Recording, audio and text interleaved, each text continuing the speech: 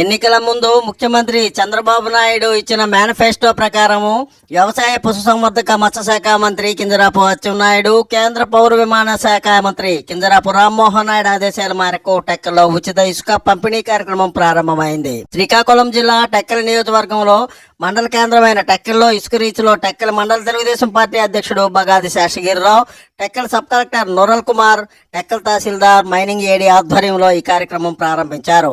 కార్యక్రమంలో హనుమంతు రామకృష్ణ, మట్ట పురుషోత్తం, మామిడి రాము, పోలాకి చంద్రశేఖర్, ఇపిలి జగదీష్, మొండె దమయంతి, పోలాకిల షణ్ముఖరావు తదితరులతో పాటు తెలుగుదేశం పార్టీ నాయకులు, కార్యకర్తలు అధిక సంఖ్యలో పాల్గొన్నారు. నాయుడు, స్ఫూర్తి న్యూస్, టెక్కలి. అన్నది రాష్ట్ర ప్రభుత్వం నిన్న క్లియర్ గా జీవోలో ఇవ్వడం జరిగింది. అయితే స్టాక్ పాయింట్స్ లో ఉన్న ఇసుక ర్యాంప్ నుండి ఎక్కడికి తేవడానికి అయ్యే రవాణా ఖర్చు మాత్రమే ఇక్కడ వసూలు చేయడం జరుగుతుంది.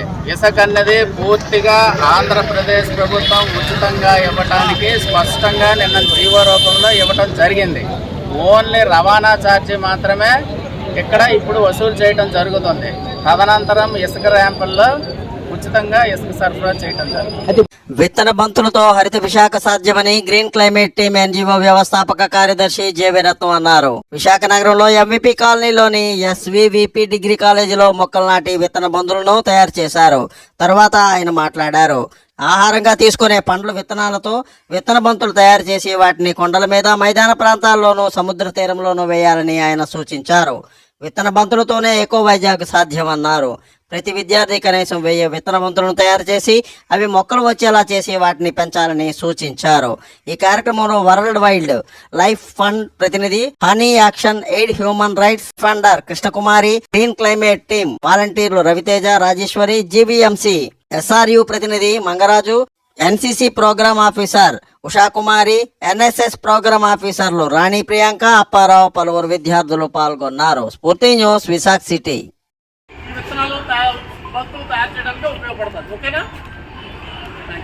గుడ్ మార్నింగ్ అండి. నా పేరు Rani Priyanka, SVVMC degree college లో ఇంగ్లీష్ లెక్చరర్ గా ఉంటున్నాను. సో ఈ రోజు మా కాలేజ్ లో గ్రీన్ సొసైటీ వాళ్ళ ఆధ్వర్యంలో సీడ్ బాల్స్ అనేవి రెడీ చేయడం జరుగుతుంది. సో ఇందులో చాలా మంది స్టూడెంట్స్ పార్టిసిపేట్ చేస్తున్నారు. వాళ్ళతో కలిసి మేము కూడా పార్టిసిపేట్ చేయడం చాలా ఆనందంగా ఉంది. సో ఈ సీడ్ బాల్స్ ద్వారా అనేక చెట్లను పెంచడం వల్ల చెట్లు ఈ రోజుల్లో ఎక్కడ చూసినా కూడా పొల్యూషన్, మనకి వెహికల్స్ అట్లా వెళ్తా ఉన్నాయి, పొల్యూషన్ పెరిగిపోతా ఉంది. ఇలాంటి టైంలో మనం చెట్లను ఎక్కువ పెంచడం వల్ల వాటి నుంచి, వెహికల్స్ నుంచి రిలీజ్ అయ్యే డేంజరస్ ఏదైతే కార్బన్ మోనాక్సైడ్ ఉన్నాయో వాటిని మనం నివారించవచ్చు.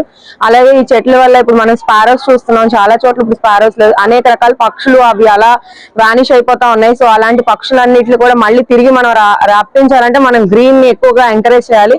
సో ఆ రోజుల్లో అశోక్ రాజు గారు చెట్లు ఇరువైపులా, రోడ్డుకి ఇరువైపులా చెట్లు నాటించాలన్నారు. రోడ్డుకి ఇరువైపులా పళ్ళ చెట్లు నాటడం ద్వారా ఎంతో మంది రోడ్డు మీద ఆకలిగా ఉన్న వాళ్ళకి మనం ఆకలి కూడా తీర్చగలుగుతాం. సో చెట్లు నాటించడం ద్వారా ఆకలి తీర్చగలుగుతాం, పక్షులకి గూడునివ్వగలుగుతాం. అలాగే మనుషులు కూడా ఎప్పుడైనా వాళ్ళ ఎండలో ఉండేటప్పుడు వాళ్ళు సేద తీరొచ్చు. అలానే ఆక్సిజన్ వస్తుంది మన చెట్ల నుంచి. చెట్టు అనేక రకాలుగా యూజ్ అవుతుంది. మనిషి పుట్టిన దగ్గర నుంచి ఉయ్యాల చెట్టు, నెక్స్ట్ చనిపోయేటప్పుడు కూడా చెట్టు మనం పాడే దాని మీద కూడా తీసుకెళ్తాం. సో చెట్టు మనం పుట్టినప్పటి నుంచి చనిపోయినంత వరకు కూడా మనకి ప్రతిరోజు దాంతోనే మన జీవితం ముడిపడి ఉంది. కాబట్టి అందరూ చెట్లని పెంచడం అన్ని ప్రోత్సహించాలి. సో ఈ రోజు మా కాలేజ్ లో ఈ కార్యక్రమం నిర్వహిస్తున్నందుకు నేనైతే చాలా ఆనందిస్తున్నాను. Thank you so much.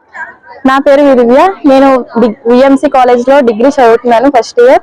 నేను ఇప్పుడు కాలేజ్ లోని ఎకో క్లైమేట్ టీమ్ అనేది ప్రకృతిని ఎలాగా కాపాడాలి అనే ఉద్దేశంతో వచ్చారు. వాళ్ళు ఇప్పుడు సీడ్ బాల్స్ అనేవి తయారు చేస్తున్నారు. దాని ద్వారా పక్షులు పెరగడానికి, వాళ్ళు గూడు కట్టుకోవడానికి సంబంధించిన దానికోసం ఇప్పుడు ఈ బాల్స్ అనేవి ఎత్తైన ప్రదేశంలో నుంచి చేయడం ద్వారా వర్షాకాలంలో ఆ వర్షాల ద్వారా ఇవి మొక్కలు అనేవి అభివృద్ధి చెందుతాయి. తద్వారా పర్యావరణం అనేది అభివృద్ధికి చాలా వరకు దోహదపడుతుందని భావిస్తున్నారు. ఇది ఇప్పుడు కాలేజ్ లో ఆ కార్యక్రమాన్ని చేస్తున్నారు. మేము కూడా అందులో భాగస్వాములై ఉన్నాము.